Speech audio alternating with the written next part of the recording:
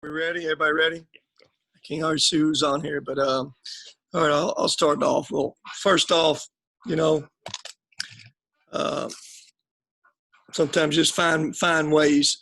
It seemed like it was an offensive challenge all night long from our team. We never could spurt away. We didn't shoot it extremely well at all. 2 for 17, 3-point line. I know we shoot it 35% for the game. And when you don't shoot it well, it's a grind offensively. And that's kind of what it was. But we found other ways to make up for that area. And those two areas were we out-rebound them, I think it was 45 to 33, 47 to 43. I think it was 15 to 9 on offensive boards. That's one stat. And the other stat, we threw it in there and drove it in there enough to win that free throw war. We made 24 and they attempted 16. We attempted 31. Those two areas offset us not shooting very well. Again, 2 for 17 makes it a tough challenge. They're a good team. They drove that ball. They got a bunch of guys that can shoot it and drive it, and you press up, they can drive it on you too. And Charles was a man in there tonight. Charles erased a lot of baskets, and offensively and defensively, he's a guy that helped save us too. Question? Coach shared with the Daily News, Kenny Cooper didn't play tonight. Why was that? Coach's decision. So, Davey got his first start and got in foul trouble. He can't pick up a second foul on a bad reach when you're a primary point guard. And if you're coming off the bench, you're a backup guy. It may not affect your team as much, but that affect our flow too. Now we're going to have Rawls, not that Rawls can't play the point. Just he's got to finish out the half with it now. I think he probably played the last 8 or 10 minutes. When did Davey come out? Anybody? When did Davey pick up a second, guys? Pretty early, wasn't it? Probably 10-minute mark. So, but again, he's got to find ways to make a few more shots. And I don't mean just threes. I know Tay, the first half was about 1 for 10, and he just had a lot of little, those 15-footers he normally makes, he didn't make. But we stayed with him, got down. He made a couple baskets in that stretch, and we put the ball in his hand again late in that game. We were down one. He went and made a play. Questions? Coach, defensively, La Tech had more points in the paint. So what was happening that allowed them to score points in the paint? Yeah, they drove it a bunch. They got some putbacks too now. They got second chance points. They got 8 second chance points, but they drove it in there a bunch. Big boy Crawford hurt us. I think it was with Stretch. He had 12 or 14 in a row by driving that thing, creating some fouls and getting in that paint. Again, they've got a bunch of athletic guys who can shoot it and drive it, and they're hard to guard.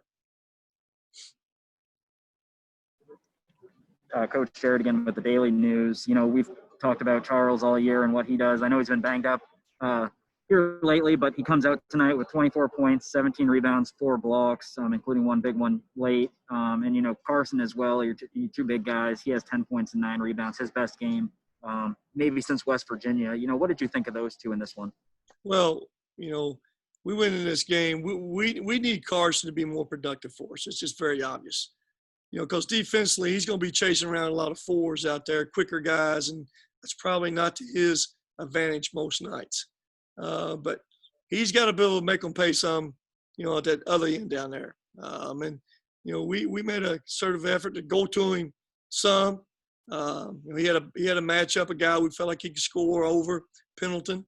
But he got on the backboards too. So those are good stats for Carson right there. If we can get those kind of stats from Carson every night, that'll help us immensely. Coach, how about, tonight, milestone nights for Josh and Tavion? 2 big players for you in your 4 years here. They're 4 years here, Just 2 4-year guys that have done some good things for your program. No, they have. I heard somebody announce something for Josh. I didn't know he had 1,000 points. So, hey, that's big for him. And Tavion was minutes played. So it was minutes played. Those are 2 pretty big stats. Those guys have been good for us. All 3 years, 4 years for Tay, and I guess, yeah, Josh, 3.5 for Josh, whatever it's been for him too. They've been really good for us. You know, Josh, again, you just got to live with some good and some bad. We all have seen him play enough. He's a guy that can get us going out there defensively, by steals or he'll make a block, and then he'll do some things that you want to just pull your hair out with. And he had a couple of those probably in that last 4 or 5 minutes when he fouled that guy out there, topped that key, we're in bonus, and then he just turned it over to threw that ball to, I guess it was Charles out front, went into backcourt. So, but again, we went to him again. He drove that ball in and got fouled, got to the free throw line, made his free throws, and I think he had all 12 of his points second half. Is that right, guys? 12 of them second half. So that's big. Coach, I know we talked about your big guys offensively, but you know, you hold Kenneth Lofton scoreless. He comes in as their second leading scorer, I believe, into just 1 rebound. I know Gordon comes in off the bench with a double-double with 12 and 10, but what did you think of the defense on those two guys, especially Lofton, and the importance of keeping him out of basically ineffective? Well, we went at him early and got 2 fouls on him. He was real ineffective because of foul trouble early. Second half, I don't even know when he got his fouls, but they were more effective with Gordon in the game. Gordon's bigger and stronger, could guard Bassey better.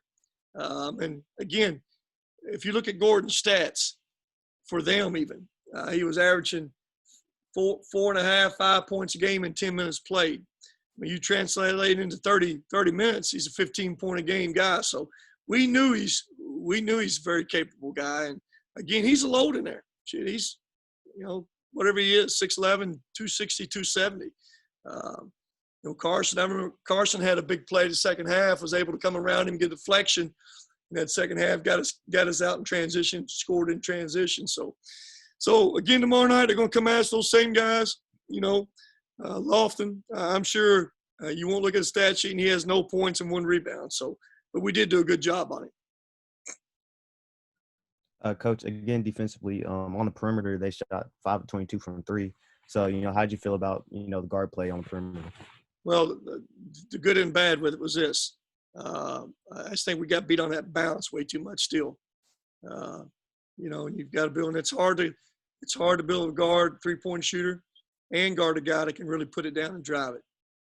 But we got to limit a little more paint points tomorrow night. I look at the paint points. You know, they got 36 paint points. We got 34 paint points. You know, that's even with Charles in there. So we got to do a better job there tomorrow night too. Anything else for Coach? Yeah, I just have one quick follow-up on my first question about Kenny. You said that was a coach's decision. Do you anticipate him playing tomorrow?